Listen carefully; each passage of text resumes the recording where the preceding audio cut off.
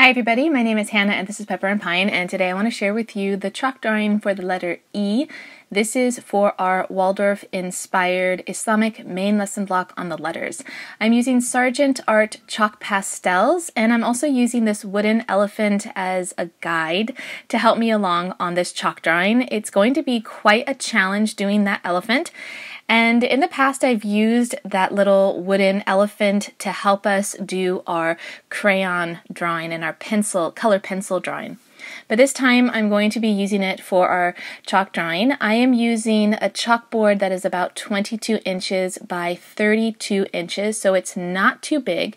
Most of these chalk drawings take between 20 and 30 minutes, which I think is pretty good for this type of main lesson block.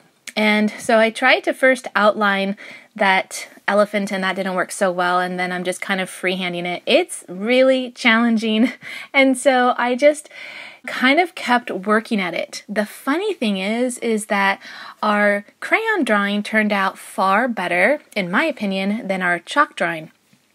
So I go ahead and erase the whole thing. I'm going to try again because it's important that the letter that we are studying is expressed in the drawing, which is going to be a word that begins with that letter. So we are doing E for elephant and the story of Abraha and the year of the elephant, the year that Prophet Muhammad ﷺ was born. So that is going to be the content for our lesson.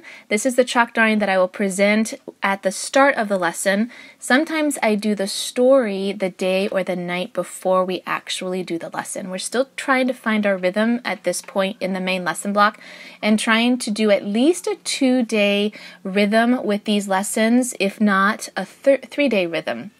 So with most of my chalk drawings, I kind of start out with an outline, which is not the way that you typically want to do this with children. But since I am just doing this as something that I'm going to present to my daughter rather than something that she's seen me do, go ahead and I do the outline, although it is not the best way to draw with children when they are young. And one of the Waldorf principles is to start with the inside and move out.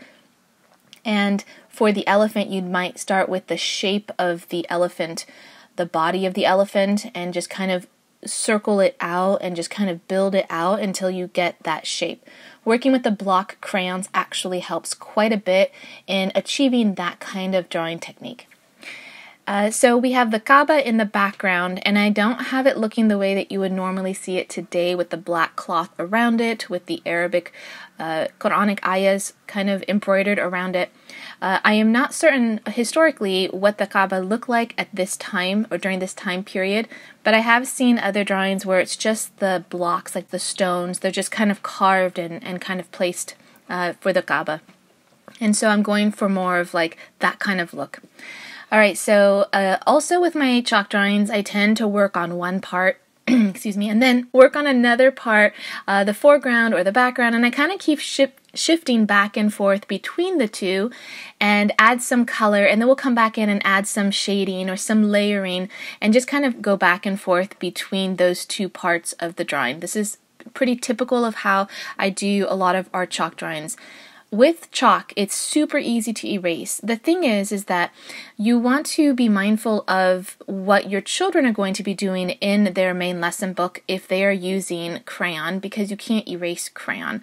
And when you layer crayon, you're also going to get different colors. If you do kind of like a yellow hill in the background, and then you're going to bring your sky down to that hill and you're not careful, you're going to end up with green, which is fine. It could be rolling green hills in that case. But you want to be sure that when you're doing a drawing that you put the pieces in that are going to be in the foreground, because if you just did a bunch of hills in the background, then you'd end up having to erase those in order to put the Kaaba or the elephant. And if you're doing that with crayon, you wouldn't be able to do that. So having these chalk drawings before we actually do the main lesson has been really helpful in being able to achieve the drawings the way that we would like. So there's a lot of detail in the Kaaba that you can completely skip over, and when my daughter did her crayon drawing of this, she did basically like a grid rather than more like blocks, and that's fine. In the end, I think it turns out just as well.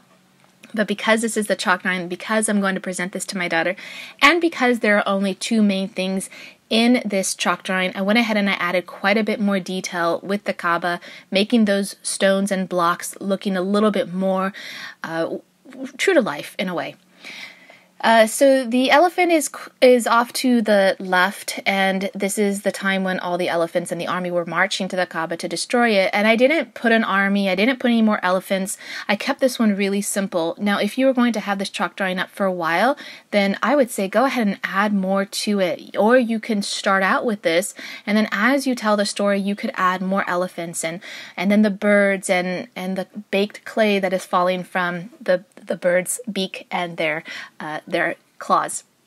All right, so this is what it looks like in the end. The letter E is embedded in the elephant itself, but it's on its side.